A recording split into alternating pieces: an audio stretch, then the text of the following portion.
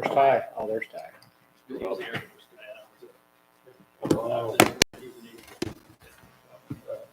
All right, it is 6 o'clock. We'll go ahead and call to order this business meeting of the Tocqueville City Council. First item on the agenda, Councilman Williams will give us an opening.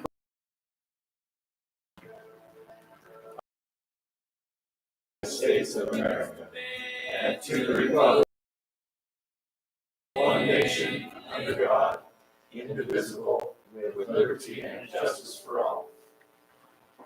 We delete the music before the prayer, Yes, I did. although it might be a heavenly music. Who knows? Heavenly Father, we come to you this autumn evening, ask a blessing on this group of people who have gathered here to do thy will. We thank you for the many blessings that you have bestowed upon this group of people, this town, and this area. We ask that you would guide us in everything that we do tonight. We say these things in the name of thy Son, Jesus Christ. Amen. Thank you very much. All right, do we have any other statements of belief you'd like to render this evening? Okay, hearing none, we'll move on. Review possible approval of minutes from the meeting minutes from October 6th work meeting and October 20th business meeting. Mayor, hold on. Can we talk about the agenda? I'd like to make a motion. We move something on the agenda. That's actually item C. That's Oh, right. mine, it shows Item number item B. C2. Oh, okay. All right. Then Oh, wait. Sorry about that. I skipped B. Would anyone like to make any changes or alterations to the agenda tonight? Okay. Yes, I'd like to make a motion that we move item 8 on our agenda, G8, and here that either in conjunction with item G2 or right after item G2, just because it puts all of the financial items in together at one or the same time period. Okay. Second? Any discussion on that? Everybody okay with it? All in favor, say aye. Aye. Motion carries. Okay. Now, do we have any conflict of interest this evening from the board member? So Mayor, on item G5, discussion and possible action on water meters. Master meter is rep through Schultz Products. Schultz Products is managed by my wife's family and all of their managers. So that's your statement? Yep. Okay, good enough. Anything else? All right, now we'll go to the approval of the minutes for the October meetings. Move we approve. Second. A motion is second. All in favor, say aye. Aye. Any opposed? Motion carries. City expenditures for October 21. Everybody have a chance to look those over? I have, yes. Chuck, Why look at them? want to make a motion? Would we accept? I'll second. Okay, if that's a motion and a second, any other discussion or comments on the October expenditures? Hearing none, I'll call for a vote. All in favor, say aye. Aye. So roll call that. Is that a roll call? Roll call. Aye. Aye. Aye. The ayes have it. All right. Next on the agenda, public forum. This is for anyone who would like to address the city council this evening who is with us.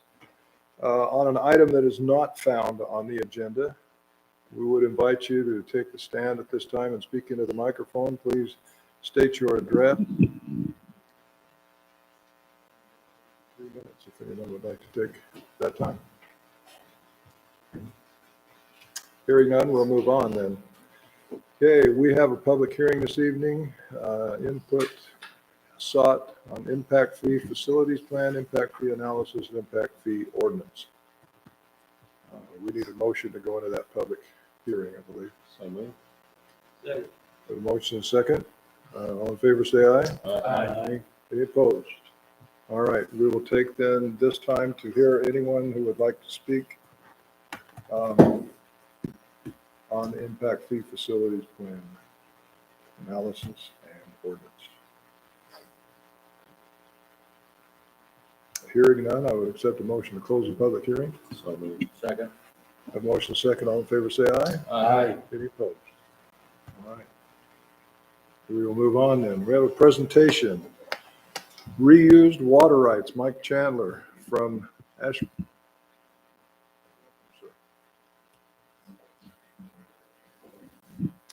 Thank you. A couple months ago, we were discussing the Confluence Park treatment plant, some of the parameters that and equipment that's going to be installed at that location, and some of the opportunities that opens up for each of the cities that feed into that treatment plant.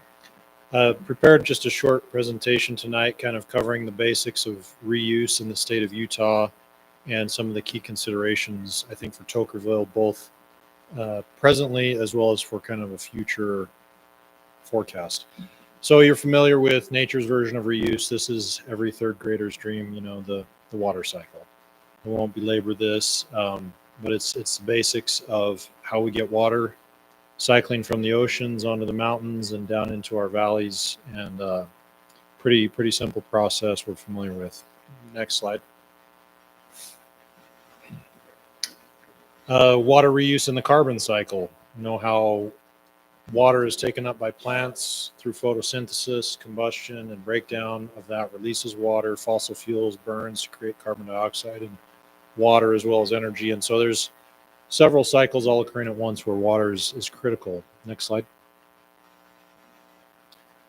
This is kind of a diagram of the various ways water gets reused. Currently, if you look at, you know, on the right-hand side, you've got city number 2, where you've got water is being pulled out of the river and being treated at the water treatment plant and used at that city.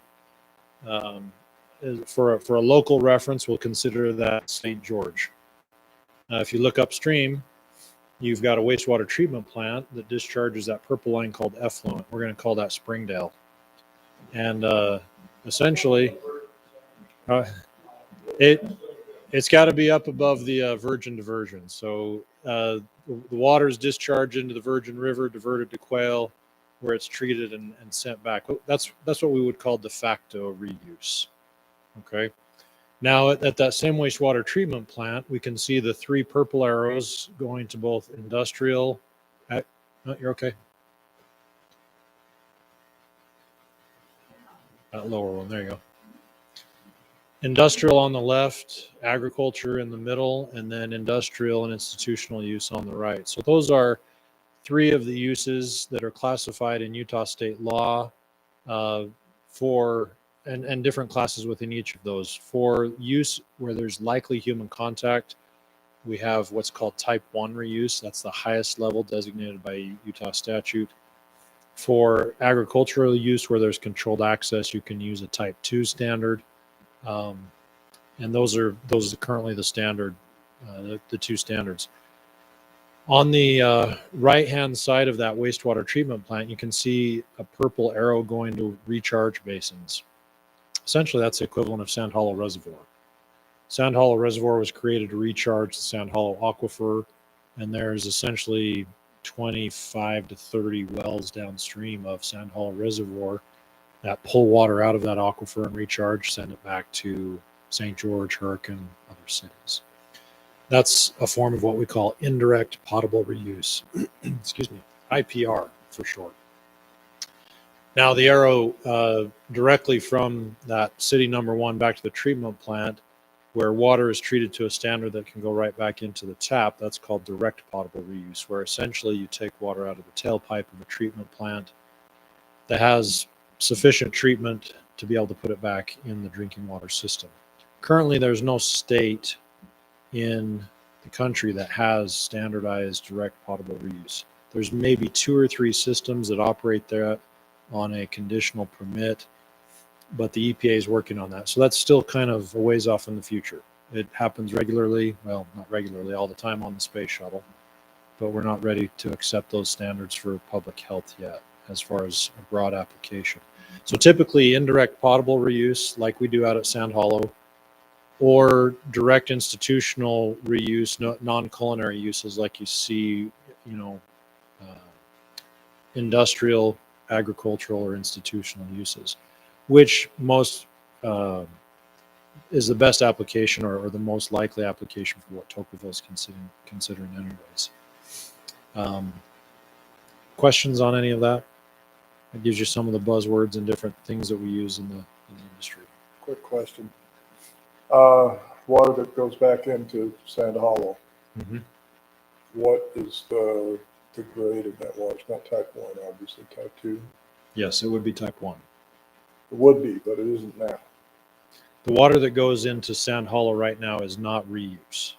So it's not wastewater. It's just diverted water off the Virgin that's tied together. So yeah, no, nope.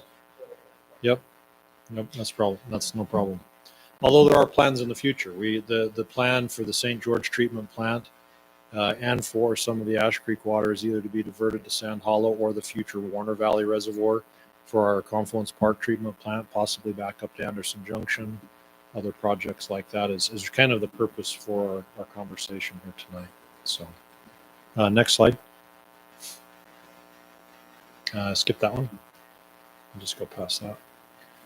So public policy, the paramount purpose of our statute and the decisions of this court are to the effect that the waters of this state shall be applied and used so as to produce the greatest possible benefit to the inhabitants thereof, and every appropriator of water must yield to that purpose, if in so yielding all of his rights may be preserved without material injury or damage to him. So that's old 1924 case law. Go ahead. There's a couple of other things, fundamental water rights statutes. I'm not going to belabor you with this. I don't have the voice and you don't want me to. But these are the Utah Code sections that generally govern the use of water rights in the state of Utah, and I'm happy to leave a copy with this if anybody wants to take the time to read it. So as I'll have you skip one or two more. This next few slides are common law decisions that were put out by the court in a variety of Utah-based decisions. And if you want to glance over those, local irrigation companies versus individual irrigators, or water companies or municipalities. Next slide. There's a couple of these, so go ahead. Next slide. So you can see it pretty much spans the state from Smithfield to Moroni to Salt Lake to, institutions down here. So right here it says the legislature is empowered to recalibrate and even reverse our common law decisions. And an example of that would be Utah Stream Access Coalition versus VR Acquisition's 2019 decision. Wastewater reuse and groundwater recharge and recovery are examples of such recalibrations. There are now specific statutes which regulate these issues. So now there's a couple of statutory code sections in the next couple of slides that if you want to hit those, Dana. So Wastewater Reuse Act 73-3C, next slide. Continuing, next slide. The Groundwater Recharge and Recovery Act, next slide. Again, next slide. And then last, one more time. So water reuse filings, being the driest county in the driest state, just about, we don't have a whole lot going on here. Existing wastewater reuse filings, you can look down at number 4 there. Oh, go up one. You've got the city of St. George. And as you look down the rest of that list, everybody else who does reuse is in other parts of the state. So currently St. George is the only facility down here doing reuse. We've typically stuck with our approach to low cost wastewater treatment with lagoons and land application because it's the most common use across the U.S. It's the lowest capital cost, and when land is cheap and the quality of the water being discharged doesn't need to be particularly high, or there's an agricultural use for it, then that's the decision to go with. And so the next slide you're going to see is actually existing recharge and recovery filings. This is where water is being used to inject back into the ground and then pulled back out. It's a small lettering there, but you can see on that one, number 4 is Washington County Water Conservancy District. And again, I think that's the only one. We've got a few there for Cedar City. And that's for injection, and then for recovery applications, again, as you slide further down, that's going to be pretty much solely the Washington County Water Conservancy District, primarily because of that Sand Hollow project that they use that for. So we're really pretty limited so far in, as far as what projects are being used here in the county for reuse, and to the degree we've developed that resource. For a long time, the feeling was Lake Powell Pipeline would be our answer. And increasingly, we're seeing not only the political barriers, but supply chain and cost escalation issues with that. And I don't mean to express an opinion here on that or anything, but I do want to show that these projects are being carried on throughout the rest of the state where there isn't as big of a pressing need as what we have here. So next slide. You can skip that. Go back one. I think that was my last one. So the other ones, what I wanted to talk about briefly right now is where Toquerville sits today. We put some metering on, well, some monitoring equipment on our pump station in the Confluence Park to monitor kind of the flows coming in from Toquerville. And roughly, it's rough numbers, but we're going to say about 120,000 gallons per day. And so take 120,000 gallons per day, and now that's plus or minus 10 to 15%. Those are, kind of broad numbers that we have there. And you times that by 365 days out of the year, divide that by roughly 385,000 gallons per acre foot of water, roughly. That's round numbers. You come out at about 113 acre feet. 113 acre feet is enough right now, given the Utah State University agronomic uptake rate for a variety of different plants. Typically, turf grass is about 36 inches, 3 feet a year. The water duty the state assigns for growth of alfalfa in this part of the state is about twice that, 6 acre feet per acre.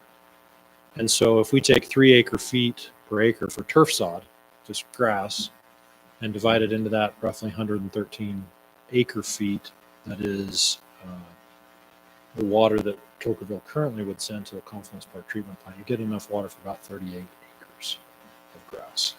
So a nice little park. So right now, 38 acres. So as we look at, and one of the challenges we face is for a lot of the communities that are still looking at reuse, Toquerville is not the only one. Obviously, Lavercan has their irrigation system plumbed right down to Confluence Park. They've got to grapple with pumping back up to the hill. Ivans is looking at the same options right now, as well as Santa Clara and St. George with the Graveyard Wash reservoir potentially. And so there's a lot of the cities are looking at these options. One of the key things is where is that break point where there's a critical mass and sufficient gallonage to justify the cost of the pipeline, the storage facilities. We know that on the top end, in the not too distant future, we're going to have a big reservoir, a place where that water can be stored. How we get it there, if it's following the bypass road, right now as we've had discussions with the engineers, where only 2 of the 4 ultimate build-out lanes will be constructed. The anticipation was that if irrigation was going to be part of that project, it would come under the future road lanes at some future point, and presumably at a time when we have several factors higher than this current flow rate in order to justify the cost of the piping, the pumping, and the storage. And I think that's an appropriate decision at this point. As I've talked with the mayor, and as we've evaluated things as staff, I think at this point, without more flow than what we see today, there's just not quite that critical mass.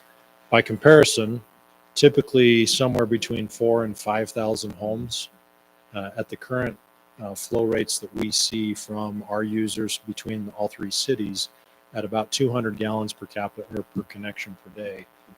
At 5,000 homes, that's 1 million gallons a day. That's what you're going to need for a golf course in southern Utah. So between where you sit today at roughly 120,000 gallons per day, and at some point when this community houses approximately 5,000 homes, and you'll have somewhere in the neighborhood of 1 million gallons per day, is probably that decision point of when pumping and storage capacity needs to be made. And I think it's never too early to start planning and having some of those concepts in place. Toquerville, a lot of our east side communities have been proactive with their secondary irrigation. at the water summit recently, that was a big discussion of to what degree do we start enforcing pressurized irrigation. And a lot of our communities on this side of town have already been doing that. And so in many cases, there's at least a portion, if not all of the town that has access to that. How that interacts with a transmission line that would carry reuse water back is going to be something that takes a little more engineering and thought in that way. So I think mainly what I wanted to do was kind of introduce the concept. One of the things that some of the cities has asked about is kind of the breakdown of water rights. And I think most of you are familiar with the process a water right goes through when it's brought into a city from an agricultural use. When that change is made, there's essentially a 50% haircut from agricultural water to municipal and industrial use.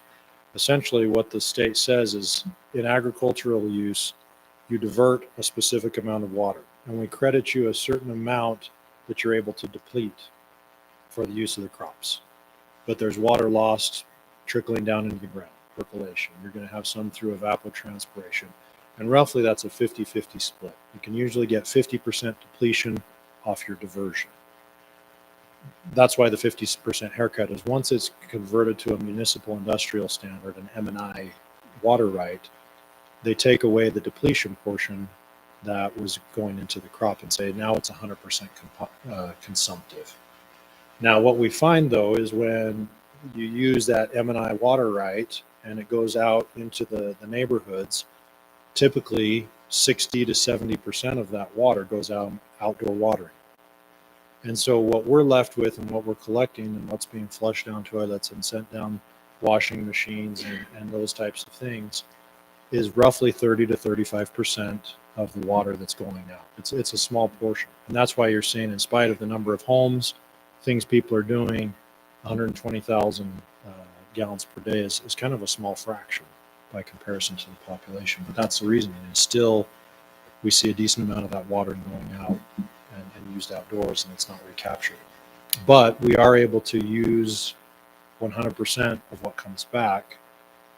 Ash Creek, as part of our discharge permit on the Virgin River, as well as our use of water down in Confluence Park, will be required to file a reuse permit. Part of that will be requiring us to kind of monitor influent flows from each of the communities. So we'll have a flow meter down at Lavercan Creek where Tocqueville flows into our system, also to separate from the backside of Lavercan flows that come in through Cottonwood Hollow, Riverwood, things that way.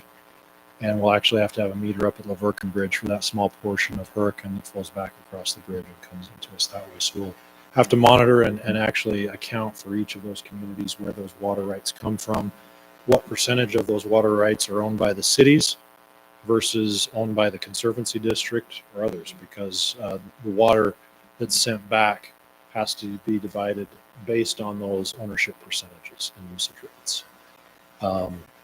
And so it is a little complicated. There's a decent amount of paperwork and legwork involved, not just in the measuring and figuring out the sizes and capacities, the engineering of the infrastructure works, but also in the paperwork and the keeping. But the Ash Creek Special Service District Board has maintained since the original conception of the Confluence Park treatment plant that they wanted that to be a reuse facility, that the water could be usable for our communities. And that's not a necessarily small expense. You know, that's $3 to $5 per gallon of capital construction cost. To give you an idea, the treatment plant we'll be building is about 1.5 million gallons per day design capacity. At $3 to $5 per gallon construction cost, you know, you're talking 4.5 to 7 million to make sure, you know, in additional costs to make sure we're at a Type 1 reuse standard.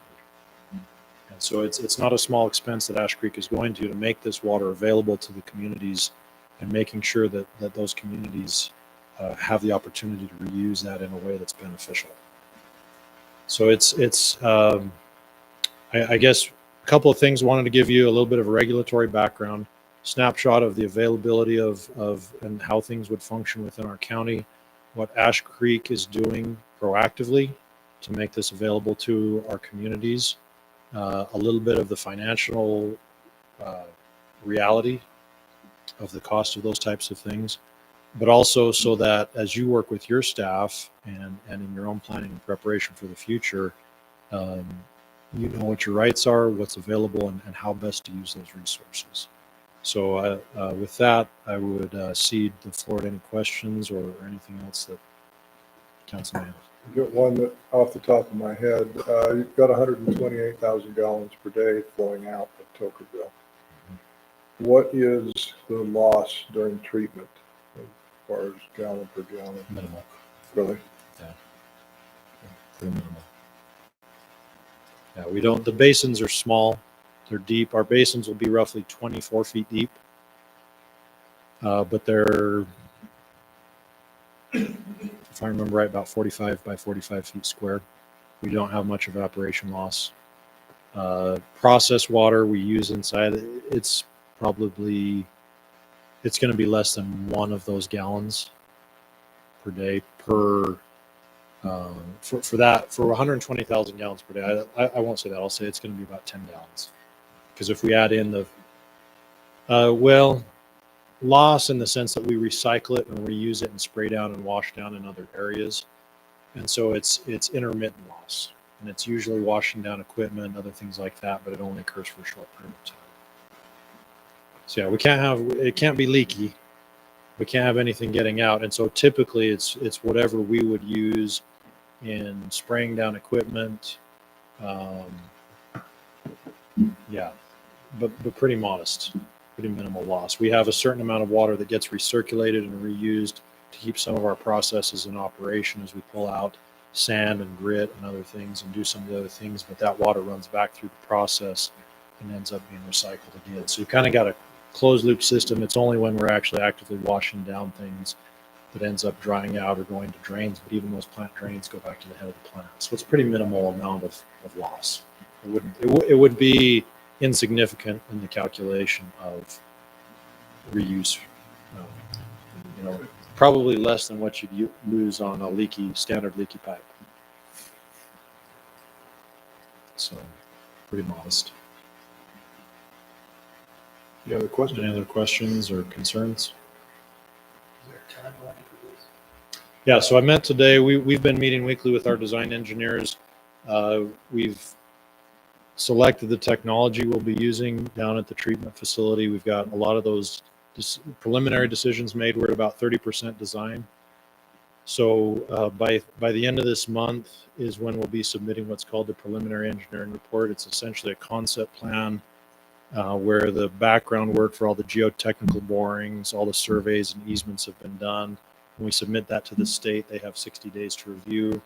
We address their comments, but once that's addressed, we move to final design as quickly as possible. So we're hoping to have the treatment facility bid by probably early fall next year, September, October, and have a contractor moving by about this time, if not first of 2023. Plant constructed by early to mid 2024. We anticipate about an 18-month construction time. Again, I need to qualify that with assuming we can get back to a relative level of normalcy with availability of pipe, equipment, materials, and things. And maybe not normalcy, but maybe, not double the lead times that we have, like we do right now. Maybe if it can even pull back 25, 30%. Supply chain issues are creating a lot of issues right now, and it's going to be an equipment intense facility.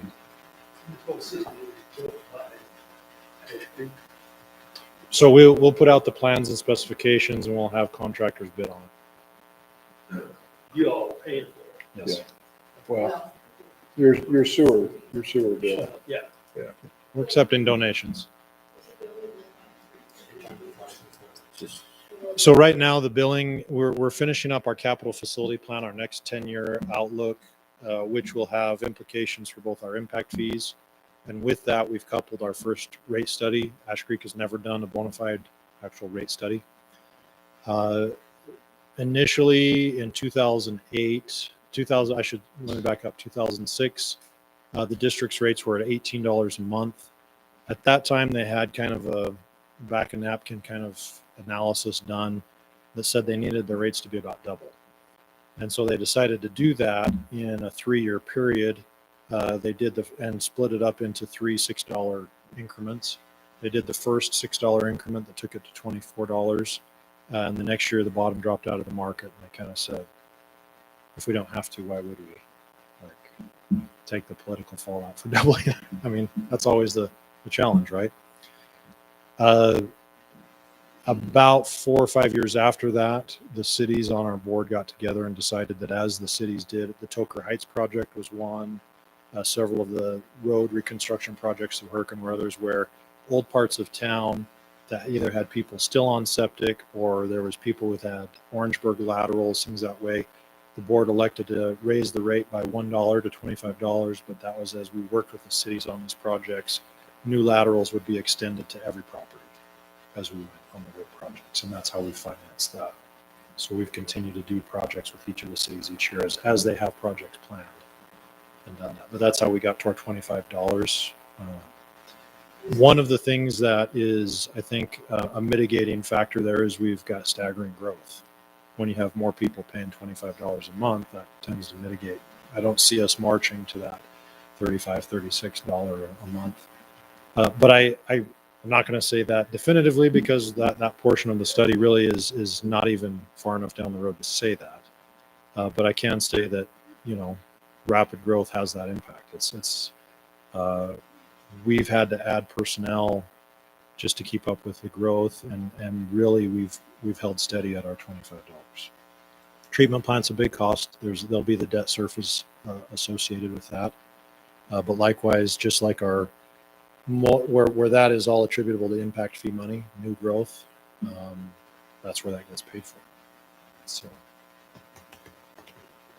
Any other questions? okay, Thank you, sir. thank you, appreciate it. If you're okay, I'll dismiss myself. Okay, go ahead, yeah. All right, we will then move Matt's on. got to stay though, right? Yes, he's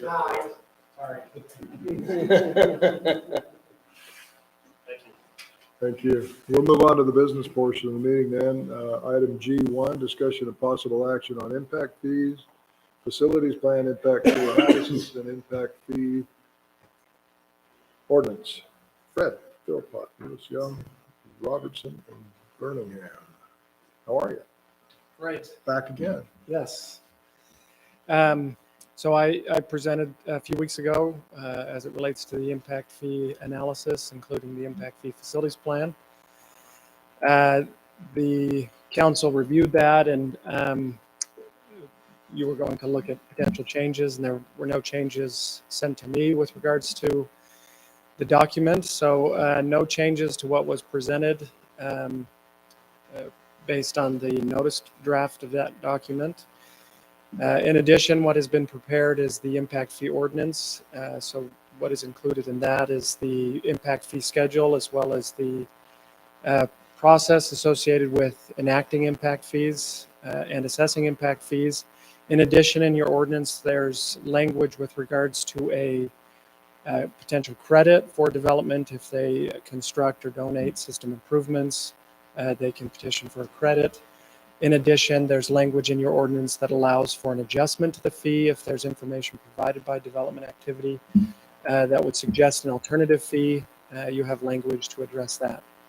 So no changes to the schedule that was presented to you previously, and that has been noticed and provided to the public. So I can take questions with regards to the impact fee analysis, the impact fee facilities plan, or any other questions related to impact fees. Questions? So I do have a couple. I'm on page 20, and it says the combined impact fees. And the things I want to make sure I understand is on the transportation, all the rest of them I can figure out. But, really it's transportation Parks and Rec. How do we as staff assess that to commercial buildings?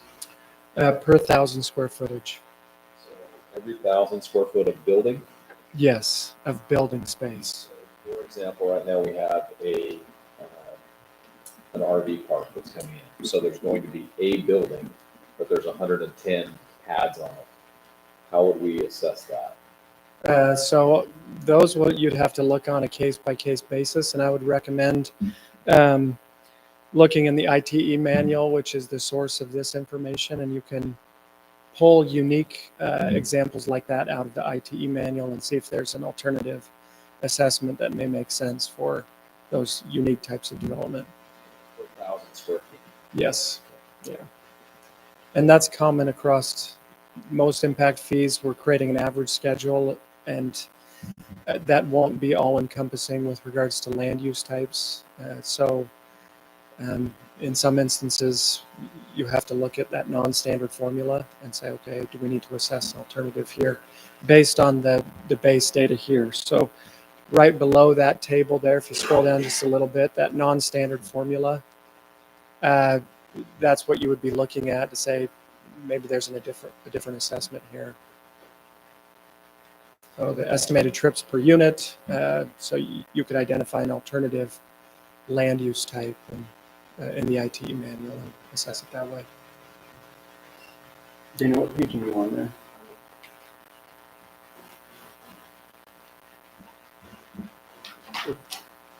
If you look at 6, there's also discussion of non-standard impact fees in the reservation for the city to do that.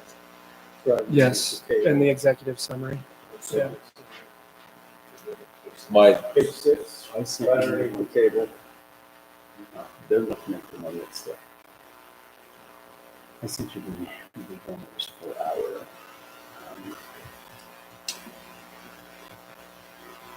Analysis. really, all I really care about is that staff can take a set of plans, and we have the potential for multiple different things. We have Yeah. we have 2 RV parks that are presented at this point. We have a truck stop. It's like, obviously, the impact of a commercial truck stop is different than 1,000 square feet. Yeah. Multiplied out by, a 3,000 square foot building. That's going to be different than what the impact is. So I just want to make sure that we have an easy mechanism to get it figured out. Yeah, and that's why I referenced the ITE trip manual 10th edition there. So again, you can use that non-standard formula to look at different uses and say, are we going to experience a much higher impact from this specific use than another? And so is there flexibility that the city should exercise, or is it we pick one format and that's the one we follow? Well, the formula's there, so we're not deviating from that cost per trip that's shown on page 19, where it shows the cost per trip for transportation. But the land uses obviously are generalized, and so you may have specific development types that say, hey, there's going to be a substantial impact here, and we're going to evaluate this on a case-by-case basis. So that's one of the challenges with impact fees, is to create a schedule that's all-encompassing, but then allow for flexibility so that you can address things on a case-by-case basis. Something we determine to be industrial or light industrial, then we're going to. Yes, and if you look at the schedule and it passes that gut check, then you can assess based on the table here, 7.7. Residential need to be. No, it's a 14% increase from what you currently assess. Yes. So the transportation is going up by about 14% across the board from what you currently assess. But the difference between the land uses isn't expressed there in that 14%. Right, that percent change from projected fee versus existing. Yes. Yeah. Yeah. I don't know if I'm seeing things or not, but I thought I saw an email that came through that had a breakdown of gradual increases by year for the next 10 years. Entities do look at that of saying, well, rather than swallowing all of this at once, do we want to phase this in over time? But we typically don't prepare that as part of this analysis. This analysis is showing what the maximum allowable impact fee is, and then by policy you can adopt, modify, or reject. Again, the modification can be anything lower than what's proposed here. You can't modify our schedule to something higher unless we go back and redo the analysis and prove that there's justification for that. But you as a legislative body can decide to adopt something lower than that. So, and entities do that from time to time. We'll adopt a lower fee. So when do we need to, if we want to adjust that, do we need to do that before we adopt this, right? I'm looking at the park, I'm over Parks and Trails, and the number you've come up with is, it's 6607 per impact fee, and we're 4375 now. And the rate you've got us on a 7% increase in growth, and I can see us going, 20 or more percent in the next couple of years. And I'm just wondering if that might be a little bit high, and when do we adjust that? Yeah, so on page 12 of the document is where it shows the park impact fee. So yeah, that's a bigger percentage increase. You're at $4,300 and some change there, and the maximum allowable would be the $6,600. And parks typically are higher fees on a per unit basis due to the type of amenity that we're looking at and the association of land value included in that calculation. I've talked about that land value. The land is worth so much money that this number gets, so high, and we have a bunch of land. I'm just wondering if we maybe ought to modify that a little bit, bring it down. Yeah. So I looked at that. I received some feedback that there was concern about the park impact fee and the inclusion of the undeveloped property that the city currently owns that's part of your level of service. I looked at removing that, for example, as a benchmark. Say if we just took out the undeveloped land, what would that do to this equation? And it brought it down by about $1,000, so brought it to $5,500. If we remove that in your level of service, so that gives you some context of that undeveloped land and what that's doing. Again, this shows the maximum allowable impact fee, but you have the ability as a council to adopt something lower if you choose. So that's kind of outside the scope of what we do, but Right. Yep. Okay. Perfect. yes, so Parks and Trails are together. Yep. It's a combined impact fee. Any other questions? So the other thing I wanted to point out, I was informed that the impact fee ordinance wasn't made available to the public or put on the Utah Public Notice website today. So my recommendation, there's two options. You can continue with your process and take action this evening. But if someone were to challenge, you'd have 30 days, kind of a risk window there. The statute indicates that if nobody challenges the noticing requirements within 30 days, then it's assumed to be completed and accurate. So you have a 30-day risk window there. Alternatively, and where I would lean towards recommendation is not taking action this evening, keeping everything up for public to review and provide comment, and then taking action in your next meeting. So you keep the documents out there for people to review. That may also give you some time to think about if you want to make some adjustments downward in some of these fees, and put that ordinance on the Utah Public Notice website and keep it up there before your next meeting. So, Yeah. 17th now, 30 days. What does December 17th put us now?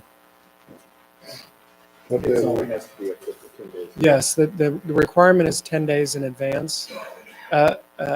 So you don't have to wait to that full, that next meeting, but yeah, that's what I would recommend. Mayor, you ready for a motion? Yes, I am. So I think council, because we have Fred here, if there's anybody that would like to get questions answered, we probably have to do that before we dismiss him, because he's not going to come back in December, I don't think. Yeah, I would hope not to, but I will be available even after this meeting if there's questions that filter through. I'll be working with staff just to make sure that everything stays up there on the Utah Public Notice website. But yes, if there are questions, in addition, if there is some time delay, you can, I wouldn't recommend it, but if there are changes, we could potentially implement those. But if that happens, I would recommend renoticing for a public hearing, holding another public hearing if we change the document at all. So I wouldn't recommend that, but if there are questions or anything that I can address, then I. So Fred, even if we chose to reduce the park impact fee, you would still recommend having a public hearing? I would say no. The public has had an opportunity to provide comment, and a reduction is lower than the maximum allowable impact fee. So that's providing a benefit. Sorry, yeah, I meant to the document, even if you make a recommendation to reduce, that wouldn't change this document. Doing this, you would be approving impact fee, facilities plan, impact fee analysis as it is, which shows us the maximum allowable, but in the ordinance, we can also then, as we implement our impact fees, we can say for parks and recreation, a 20% reduction of that amount. And in the setting of this public hearing, I'll put a note on there on that transportation table just to provide that clarity of per 1,000 square footage for non-residential. Again, I don't think we'll have to renotice for that since we're making that as part of the public record for this. So in the final document that I'll send, I'll put in a reference for that. Okay, Mayor, I'd make a motion that we table item G1 to the December meeting so we can have proper public hearings. Second that. All right, we have a motion and a second to table item G1. All in favor, say aye. Aye. Any opposed? Stands approved. Thank you. Yes, I did want to say my kids were really envious of me coming down to Tokerville with the Red Bull Rampage going on. We were watching that, and my kids thought they were saying, "Are you going to see anybody famous or anything like that?" So they were pretty jealous that I was down there. What? Yes. Yeah. Good. Well, that's a great event. It's really awesome that it happens down here. I should have. My kids are on the mountain bike team and love mountain biking, and so we've gotten into that. And we didn't know there was such an amazing venue in our backyard, So, yes, yeah. My wife's a level 3 coach in Bountiful, the Bountiful team. Yeah. So we were down for the races, the state championships. My son got a flat in the first lap, so we were out of the race. But they're young, so we have many more years of mountain biking. Yes. Thank you. All right. I prepared the ordinance, it's in short form. Oh, okay. All right, we will move on then to item number 2, which we are combining with item number 8, I believe, as discussed earlier. Yeah, we can, Mayor, I can talk to these. Okay. Right. So the first one I brought up in our work meeting, which is the proposal from Stanley Consultants to manage and take care of the procurement of the Tokerville Parkway. So if you look through the draft cost estimate, it's $396,335.57. Will be their proposal for professional services to take care of that. And then that's the revision. And if you go through their scope, we worked diligently to identify exactly what they're going to do, what they're responsible for, and how we're going to coordinate between us to keep that price down. That consulting fee can be north of $1 million to take care of this type of project in that size. So we trimmed it up and we got it to where I'm comfortable with it, and I think that it's the best value for the city. And they will maintain and take care of all the documentation so we can turn that project over to you guys at the end. So that's what item, that's 2, right? G2. Yeah, that's 2. And then this G8, Landmark Testing is the city's testing company, and we have a professional service agreement with them, but they charge us just hourly for what they do. So we got a contract in place with them, or a proposal from them. They sent it to me at 7 o'clock. I just emailed it to you, but they had verbally given me the price on it. And we could put it in here. It was $160 $5,000, and that will do testing for all of the project from bid schedule A through B, so it's complete. Oh, I don't think so for $165,000, they have written a contract for that. We don't have to award that or make motion on that one just because I just barely sent that documentation over to staff. So, but be aware that it's there and it's a not to exceed contract of $165,000. So those are the two items. I don't know, Heath, because we just got that information from them. Are we okay to make motion to award those two Well, contracts? we have the amount, we already have an existing professional services agreement. In that agreement, it allows them to do on a project type basis. And I believe I can pull it out and look at it. My purpose behind this, instead of just having them come test it, I wanted to know what our numbers are. We have a We want to limited fix fund. Sure. We have $2 million. It's for us to manage and take care of administrating this contract. So I wanted to know what we were going to spend. So that's why I asked them to prepare that. So if council is okay with that, I would love to make motion to get those guys in place. They're already going to be attending our pre-bid meeting, which is tomorrow at 2. And Stanley Consulting will be handling bid opening and letting contracts and all this stuff to go with that.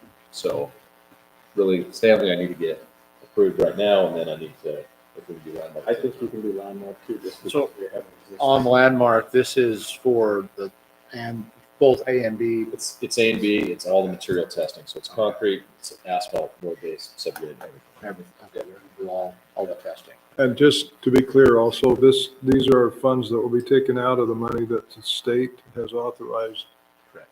for Tokerville to manage in building the parkway. Yeah, so UDOT has seen these, Kate Roberts has reviewed these with me, comfortable with what we're expending on them, and they will be paying for that out of that money.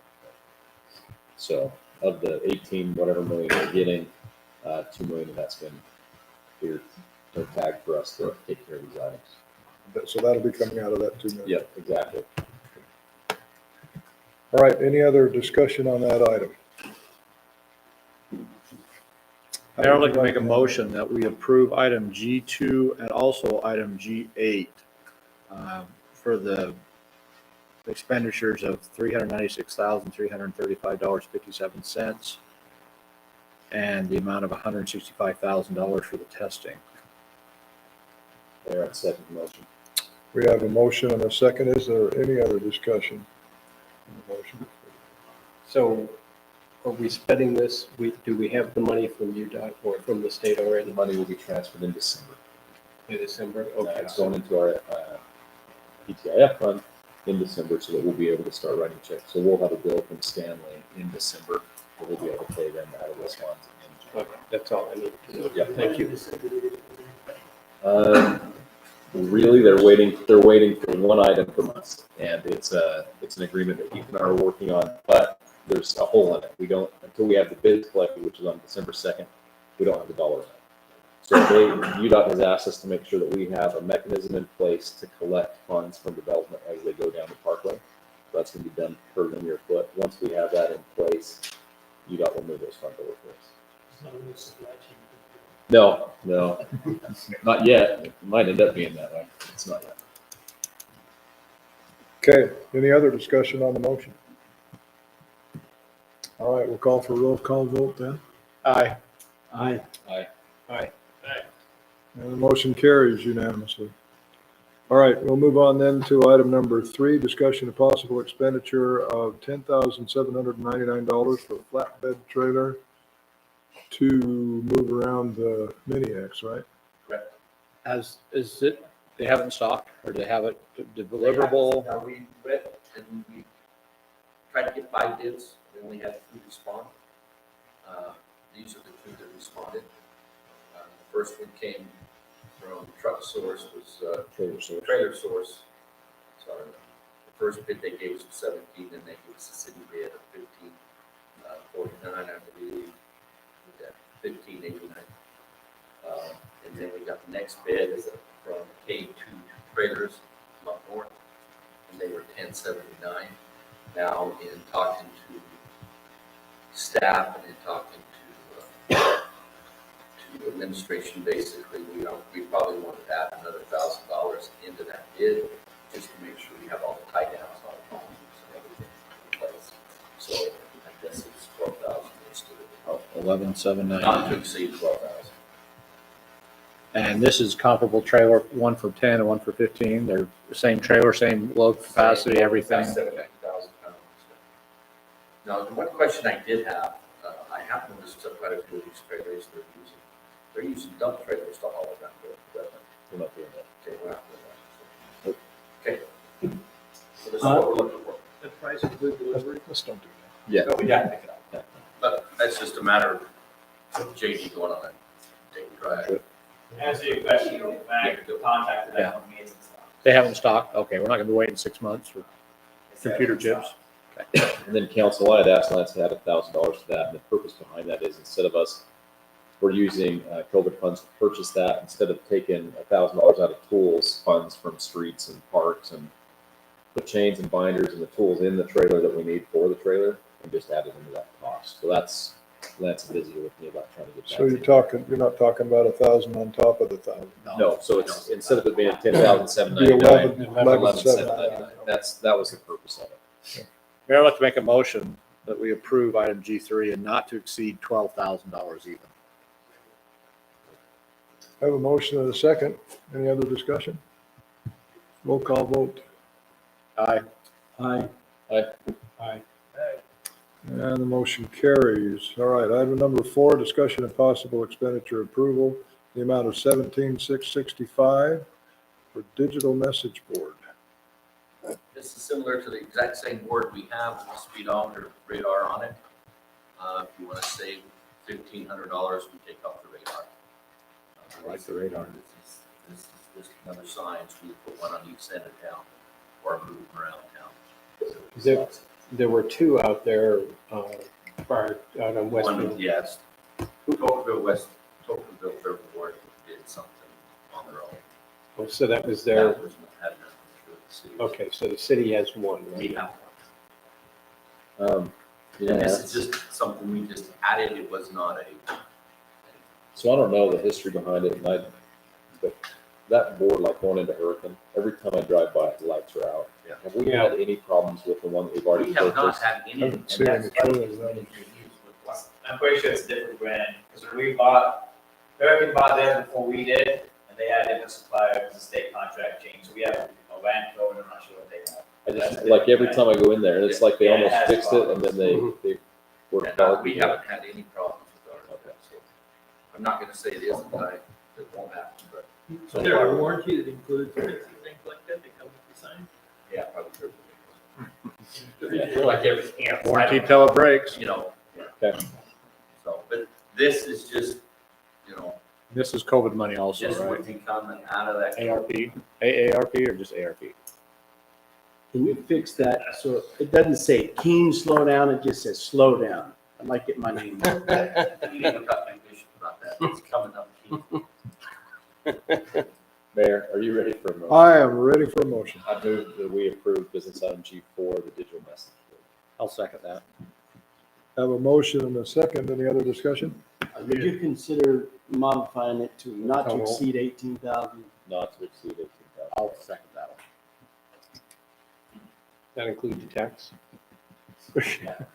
Okay, otherwise it's gonna go over 18. Have to have a garage sale. No, and quite frankly, Tocqueville City as a municipality should not be taxed. Yeah. So, Aye. Roll call. Aye. Aye.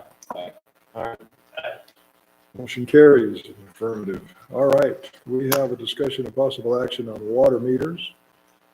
I have asked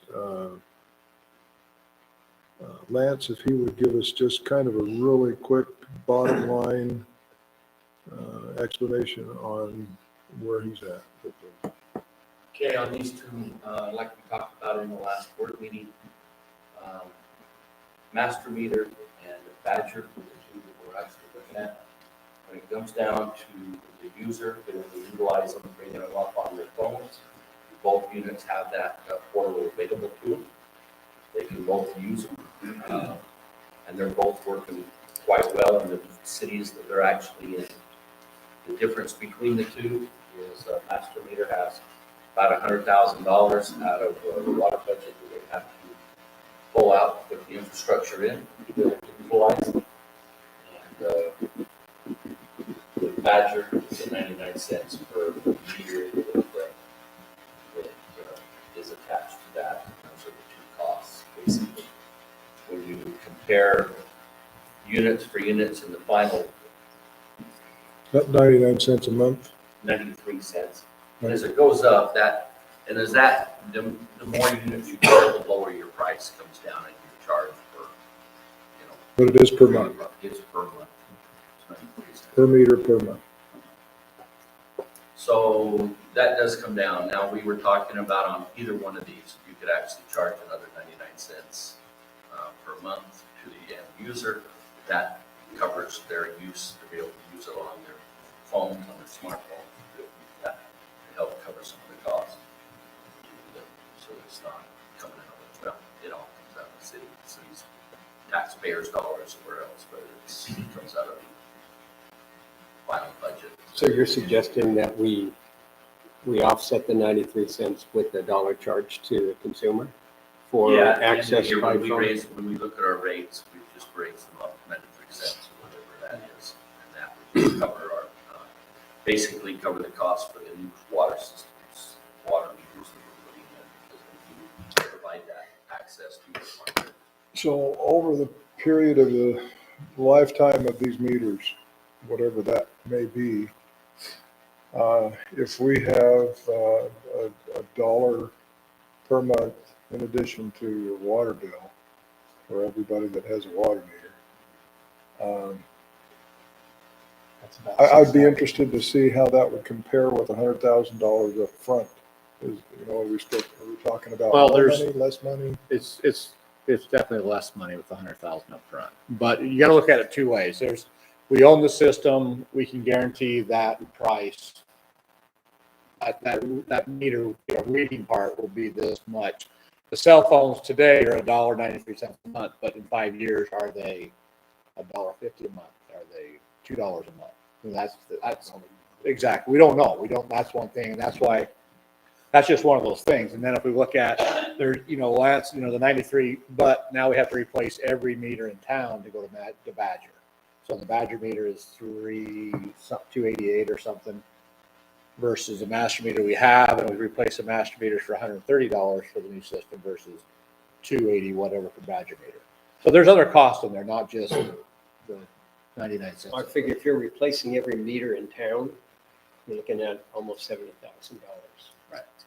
So Why do we have to replace? If you're going to the new system, if you're going to Badger, then you go to Badger. We don't. unless you want to try to run two different software systems and You're try to gonna run keep two track of different softwares for a while anyway, because we're not planning on replacing every meter right away. So right now, we're running two different meters.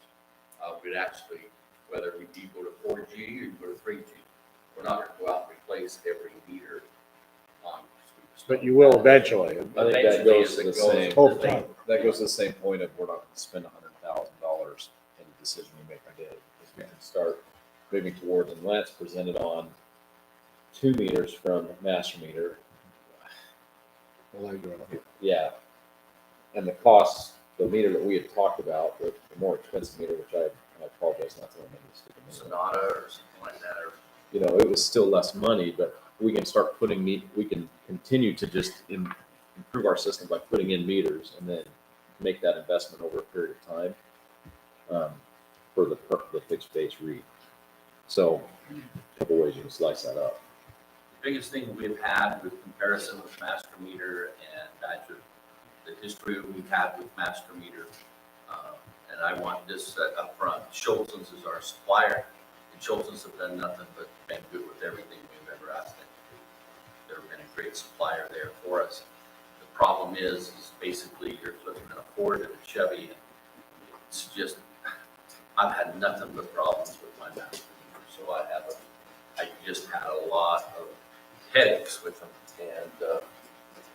And when I called Delta, talked to Delta, Dan says, Lance, our system in Delta now is pretty good. He said, finally got it where it's up, where it's working, because it's taken us 8 years. He goes, if I had to purchase it, he goes, I probably wouldn't be in that way.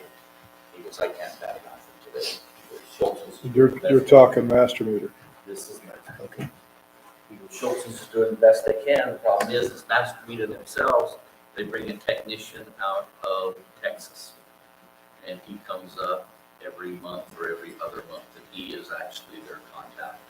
And he comes up and works with them, works with us, works with Burke and Washington City, I think is going to. So both of these units are good units. Whatever we go to is gonna, it's gonna benefit the citizens is what we're trying to do. Something's good. It's just that, with the Badger ones we have put in, I've put them in spots that we had problems with the master meter down in the valleys, and down in the cracks, and that every one of the Badger meters worked. But we've only had them for, a year. So it's hard to compare something for a year versus something we've had in the past. So whatever we decide to do tonight in terms of meters is gonna be the standard for the It'll city, be the standard. including the for where build we're out going. along with bypass and so forth. We're gonna, and that's just it. We're hoping for the best. One of them is a radio read and the other one's a cellular read. So it's just the two systems where we're going. And whatever we go to, I think the citizens will benefit from it, but, that's pretty much. Does one meter have a heavier workload on staff as far as monitoring maintenance as opposed to another? It could, okay?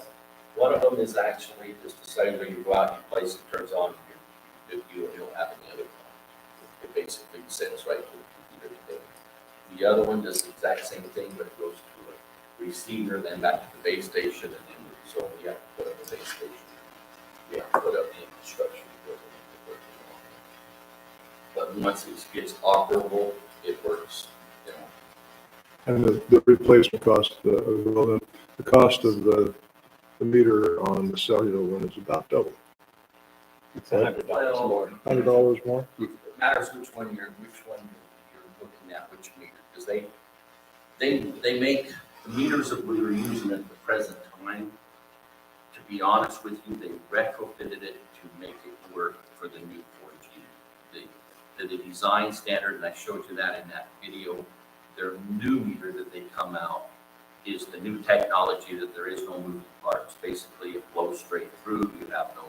The one we have today has a filter system in the bottom, goes through it, and through the filter, it turns a little wheel in the side, and it goes through. With both of the new Badger and with the new Master meter, they eliminate that, so there is no movable parts that can get plugged or go, on that end. And that's the reason. And that's the reason I showed you that technology that they presented on their.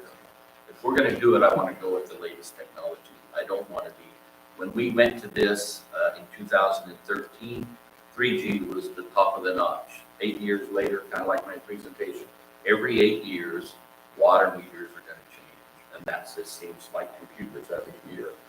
There's something new comes out, and so that's pretty much where we're at. And they say every 8 years, and whether Badger changes or whether Master meter changes, it just seems to be an industry thing that's pretty much, even though they all both have pretty much the exact same warranty, 10, 20 year. So let me ask some questions, make sure I understand it right. So currently we have master meter throughout the city. The question is, but we want to upgrade all of them eventually. So the plan is to replace the current meters with either the new master meter or with the Badger meter, right?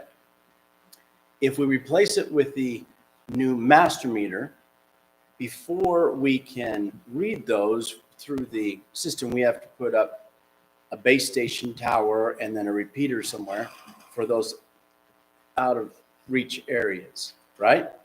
And that installation costs, if I remember correctly, it was around 100 grand, 110, whatever it was. So, you hit on something that I would like clarification on.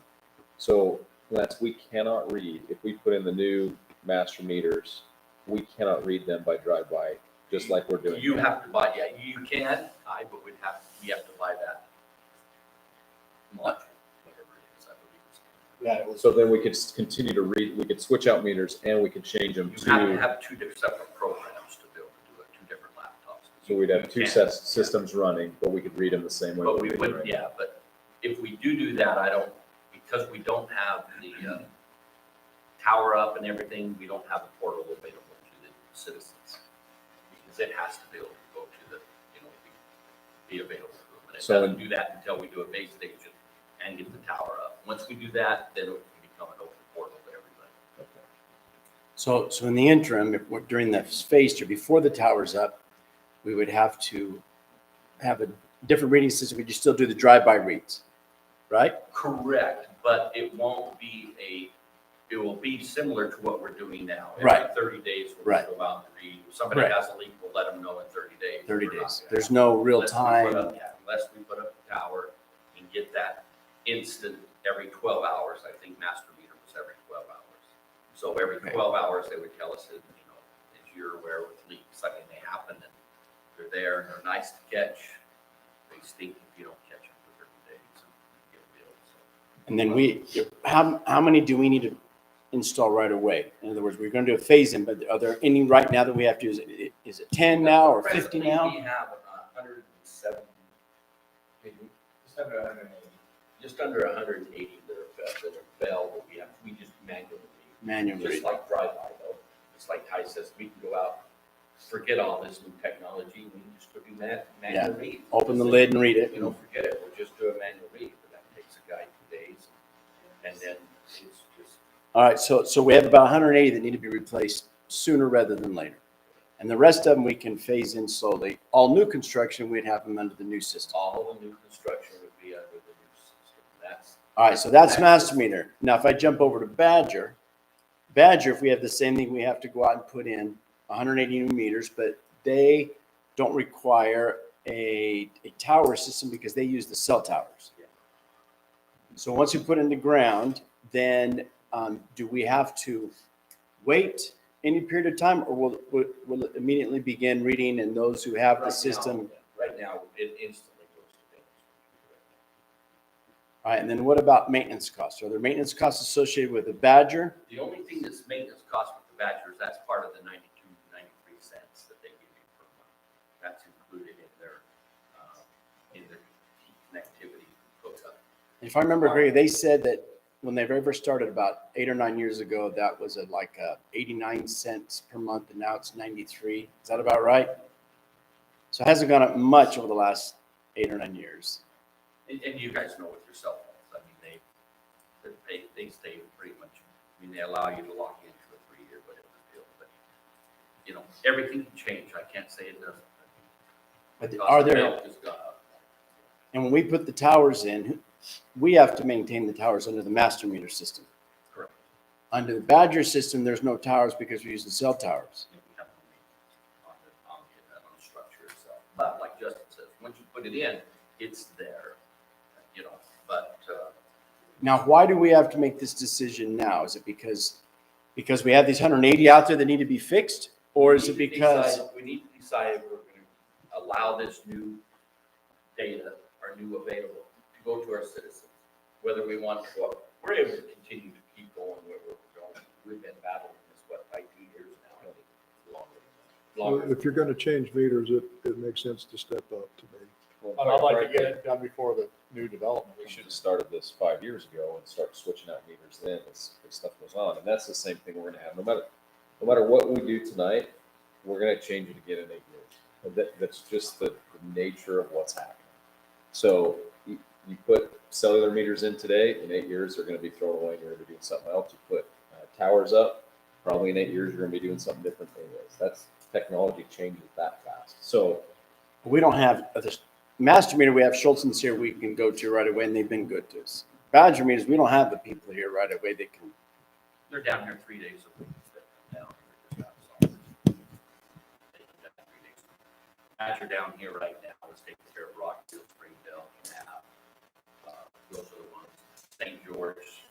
St. George City has had them for 30 years. with Badger. So once we build the towers, we're creating our own network system, but then it's ours. We own it, right? Yeah, first one was that. Where that. It's not just a metal tower, there's something on top of it that transmits and receives. And that technology could. Gonna change there. Replaced or can't maintain in that sense. And that's the thing with the towers, with the cellulars, they're doing all the big changes. we're not even that cost. But the thing is we're supporting it out. The only, I'm not particularly happy. I don't like the look of the telephone pole with the, 30-foot rod sticking up out, but like I said, you guys are gonna make that decision. We're gonna be happy for whatever you do. And Schultz's did a review already. There would be, the main tower would be where?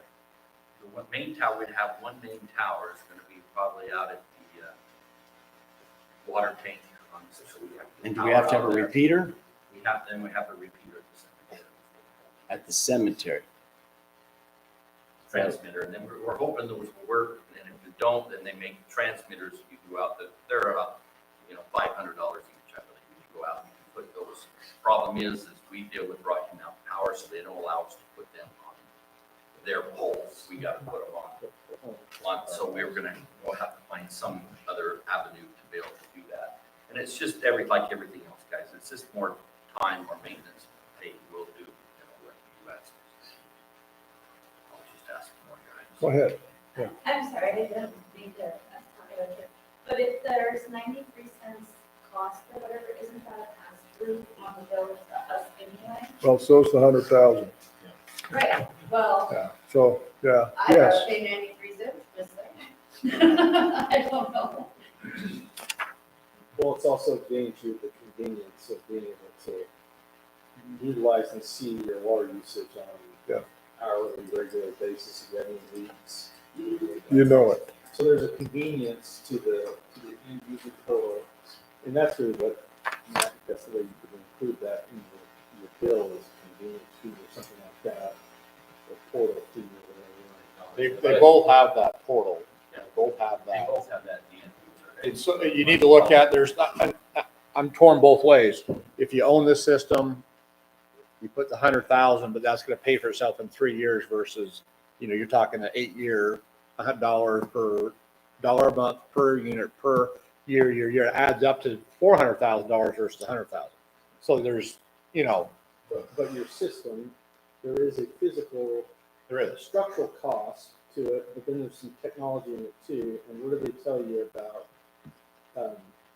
in business to do with things that depreciate or go out of technology? You lease things that depreciate, you purchase things that appreciate. And it seems to me like your tower and stuff like that would go out of date and change over time. You have to maintain it.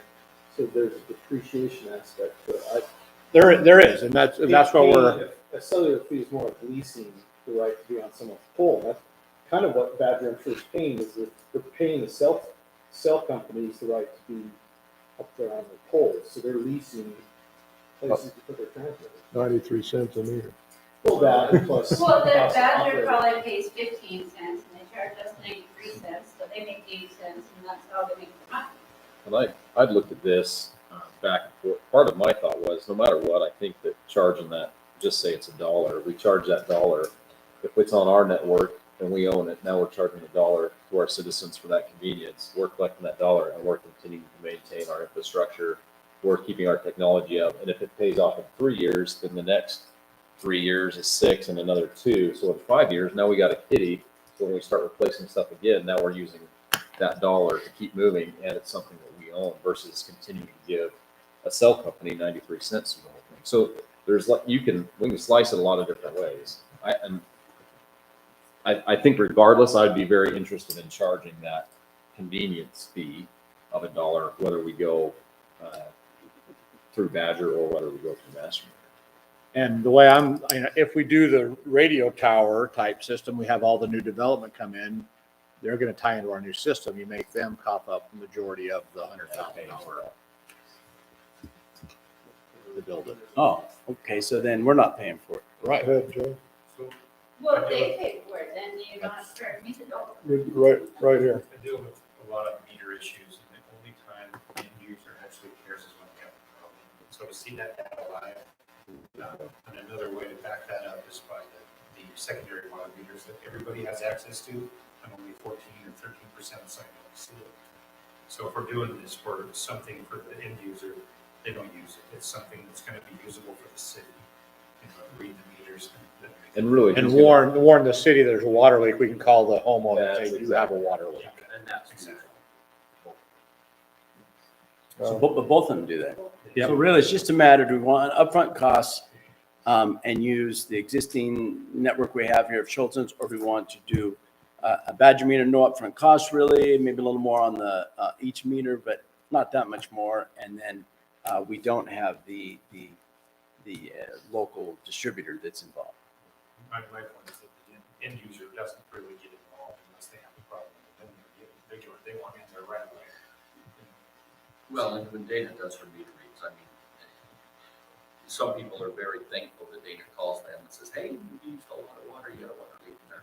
Some of them are like, oh, thank you, and the others are like, no, I don't, it's not my meter, you got your meter's shot, it's my meter. And then Dana gets yelled at, and she just tells us, we said, oh, anyway. Okay, back to business. So the reason we got to decide now is because it's time to do it rather than kick the can down the road. Well, we've kicked this can down the road for another year and a half, probably. I'd sure like to see it end up in the garbage can somewhere. I'd like to see us get a decision somewhere. So I'm trying to understand, we talked that Schultz's gives us great service, but they're not the ones that are responsible for servicing these meters. You know, Schultz's, when I call Schultz's, they'll be here the minute, within a half hour, if I needed a part or anything. The problem with Schultz's right now is they don't have anybody in-house that is taking care of, that can do the technology end of it. They have to bring somebody up out of Texas. Okay, so it's a technology. Yeah, it's the IT Situation. situation. They're short on, And a lot of they're that's- doing what they can. I mean, they say they're bringing somebody else on that, is gonna be able to help us with that, but I have not yet. Tim, who do we have coming on for Schultz's to do the technology? Someone, is that something you're working on? Because now you've got Laverican, you got Hurricane, you got Washington, all on the same system. If Tocqueville goes on, are you guys gonna have someone for the technology side? As far as Schultz's. Yeah, yeah. Okay. We have. So Frank's gonna retire, you're gonna get somebody else to take Frank, but then you're gonna have a technology guy also, or is it gonna be the one and the same? Well, I can do one the same, but train someone right now.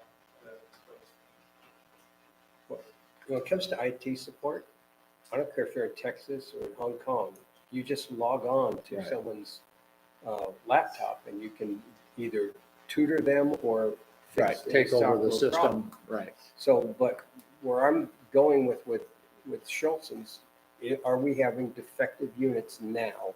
Or the new units now eliminating the problem because they're now straight flow throughs?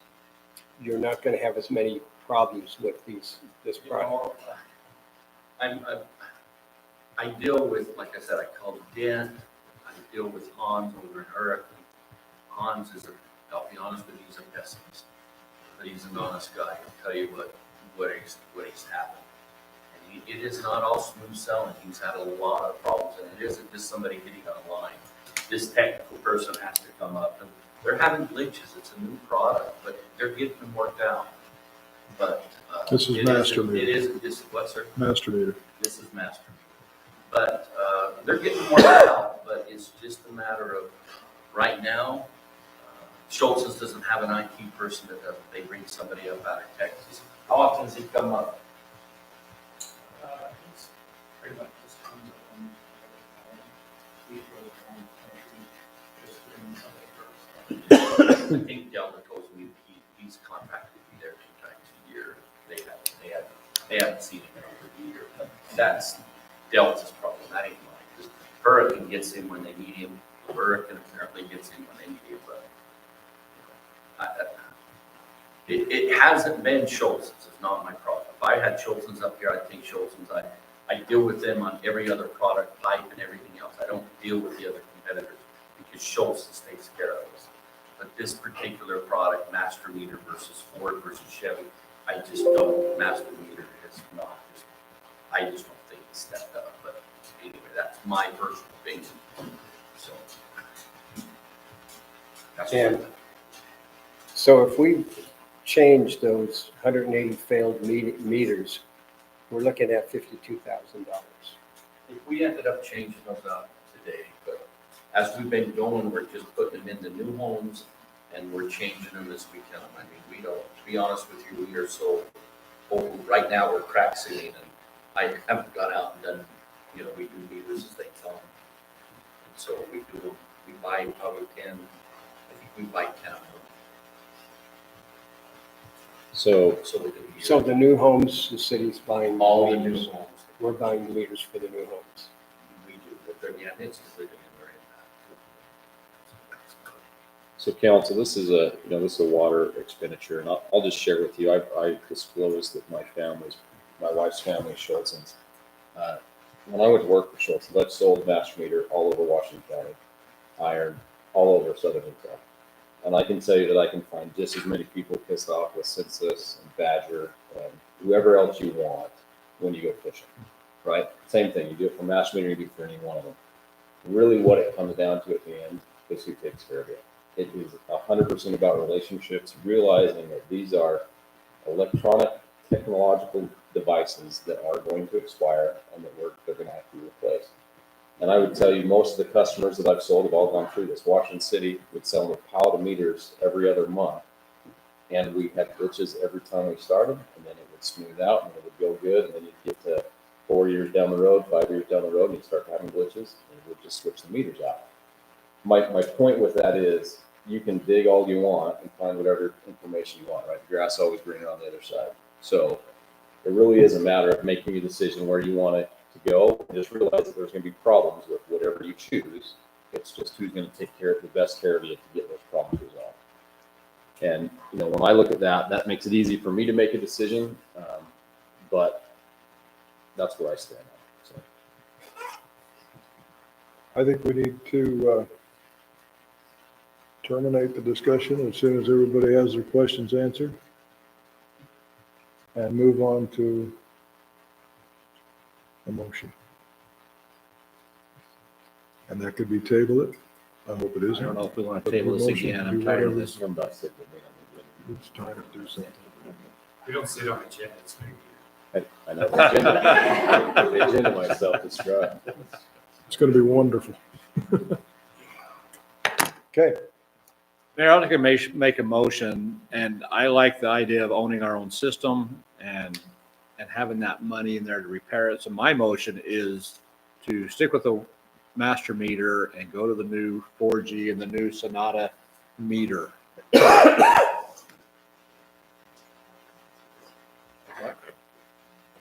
By master meter. Okay, we have a motion. Mayor, I don't know my role in this. If I have You are disclosed my free to vote. conflict, You tonight, disclose, absolutely. I would make motion to second. Okay, we have a motion and a second. Any other discussion on the motion? My question would be, inherent in the motion, are we moving for the expenditure of the cost to build? I don't think I'm ready at that point to I go. don't see that in the. I just want to pick something today and then we'll figure out. Yeah, And we'll Well, but then we can start budgeting for it as well. budgeting we and got a direction. approaching the developers. That's where I'm. That's what I want to clarify. So this is not a roll call situation. Before we vote, I want to ask a question. So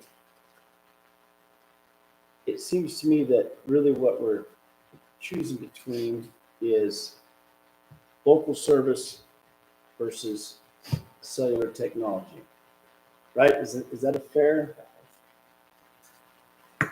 Semi-local service. It sounds like we're gonna have local service when we get somebody trained with Badger or a master meter.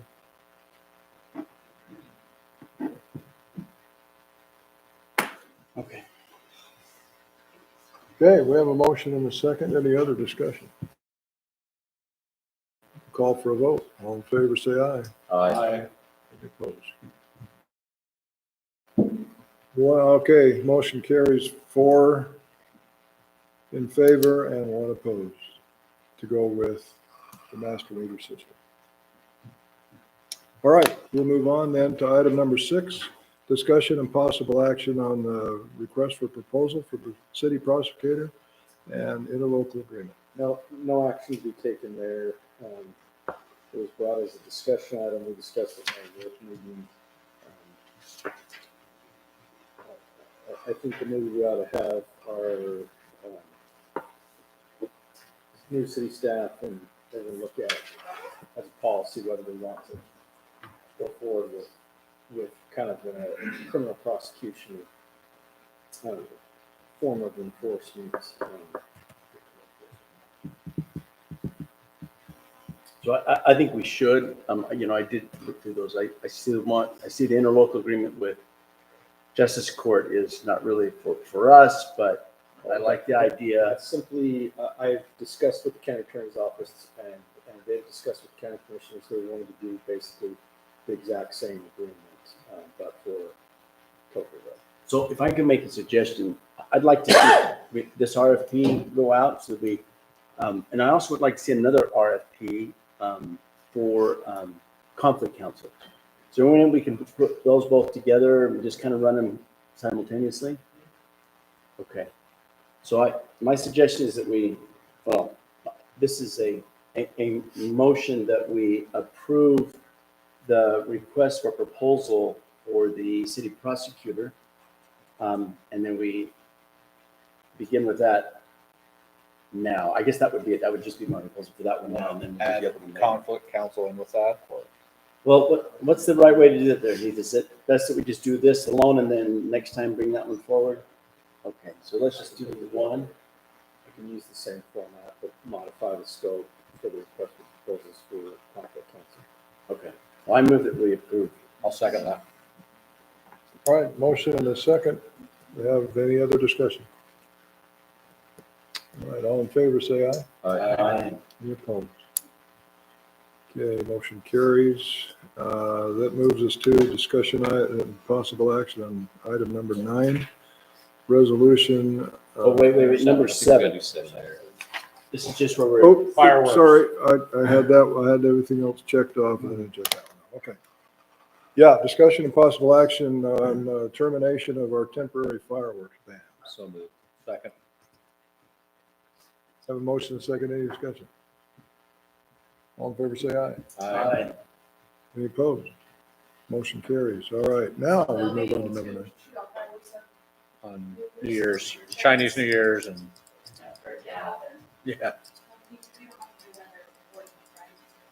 The ordinance says by affirmative vote, so we built that into this next one. Okay, discussion and possible action resolving a resolution authorizing the city to submit to the Bureau of Land Management application SF 299, which will provide road access to the ARC over federal land. Here, I can speak to this one. So as everyone knows, we did an RNPP application with BLM for the sports park that the acronym is ARC, A-R-C. It's the Tokerville Athletic and Recreation Complex.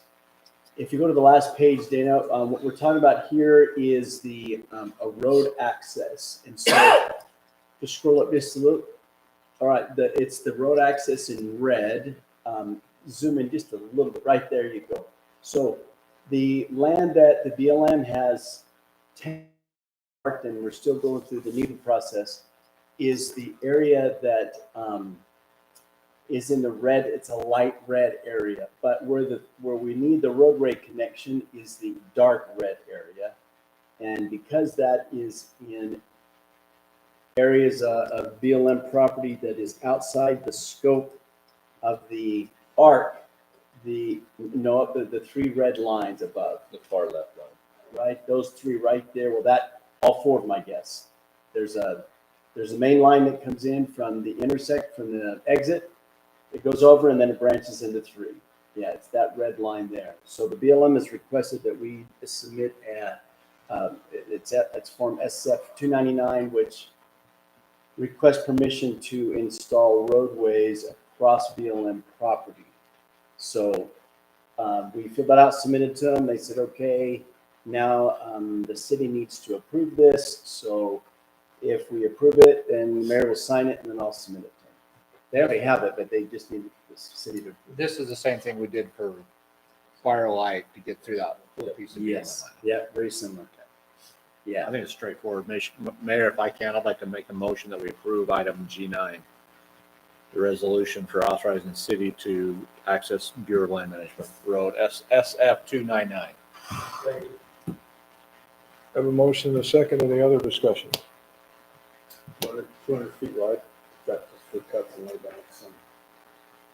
yes, they want to have a width on it, and then that width, they want to include any kind of staging or anything that may happen during construction, so that we don't violate any of that boundary there. So they said just go that width. And color grade.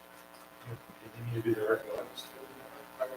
So, yeah, they'll do another NEPA study, but what I hope they can do is they can bootstrap it on with the existing NEPA, because that checklist isn't finalized yet. Hopefully, for the ARC, that is.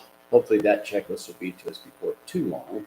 But then once it's done, we can hopefully tie into that one and save some time. But either way, we have to submit this application. We have a motion and a second. Any other discussion? All in favor, say aye. Aye. Any opposed? Motion carries unanimously. All right, that concludes the general business of our meeting for tonight. I do have some items on the calendar of events. The Tocqueville Trails Turkey Trot annual activity is Thanksgiving Day, meeting at the city park. Anybody know what time that is?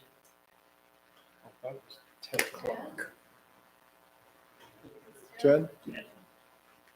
10 o'clock? What is it?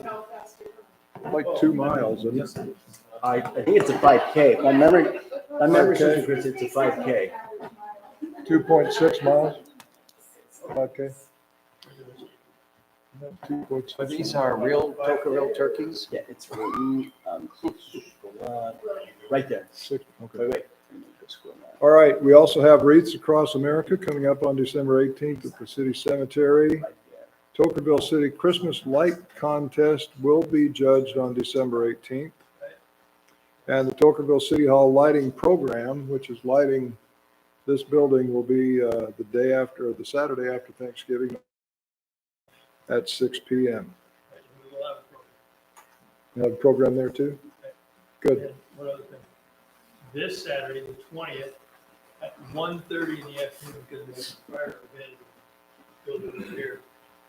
We're looking for people and volunteers to help decorate City Hall and the fence area and so forth. Last year, we called for volunteers, we got none. And so JD and Riker. So that's this Saturday? Yep, this Saturday at 1:30. So people who would like to come out and help decorate City Hall are more than welcome to come and tell your friends. Chuck, they used to have the Boy Scouts do it. We used to have Boy Scouts.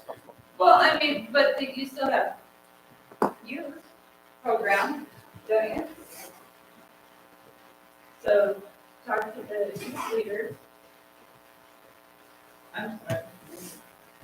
Yeah, that's the But one. to decorate, you know, I remember, you know, when Chris and Davin and James and all those guys were little, they all came in and we did it. I think they alternated which board did it every year. Okay. Okay. It looks like we do have need for a closed session this evening. Mayor, before you jump into that, just so I can give an update, we don't do it council reports anymore, but I did want to just let the council know that Litchfield signed their agreement. That's been submitted to the city. Staff has that. I don't know if that's gone to Heath yet, but it did get done. So we can record it. That'll give us the water line easement through Litchfield's piece.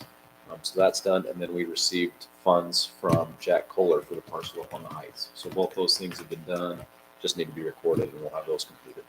So just so you're aware. Real quick, also, we have a park plan for Westfield Park updated. So we'll need to do a resolution. I understand that we need to adopt the new plan over the old plan there. So So we'll have that on next city council, but it's well underway. The playground, the concrete has been poured. The playground will be getting installed in the next 2 weeks. Ready for a motion? I am ready for a motion. I think I move that we go into closed session for the discussion of personnel. Personnel, professional competence or physical and mental health of an individual. I'll second. Such as key. Have a motion and a second. All in favor, say aye. Aye. Okay, motion carries. This meeting then, let's see, we'll go into executive session at 7:38. Oh, yeah. Okay, yeah. You've got my cell okay. phone. Sure I do. I'll talk about Give it to me, Justin. You remember? He's got my stuff on there too. Well, Can you yeah, say but they all what get time arrested. it starts and ends? Starts and ends? Yeah. It I got starts it, I right now. got two rooms, so the boys are gonna We be don't- one, I'm gonna Do we be the other. record the executive session? No. I'll probably be All right, just give it to me. 439, When you go 619, record. 5894. Just in case. Yeah, You know, sure. I've got your number, because I double checked, but. We're still over here, so I can reach them. But then that way. I can only get one of these turned on, Oh, or anything like that. so As long as that you'll have to find the right one. No, I know, but you never know, things happen, so. thanks. All right, see you later, Justin. So, no signature block? I'll try and keep him. Oh, he's good. He's smart enough. Well, they're either smart or shady. I haven't decided which. Yeah. So, What was that? should I keep this or no? Hold on to it, we'll just get this. About 5 things. Just buy it.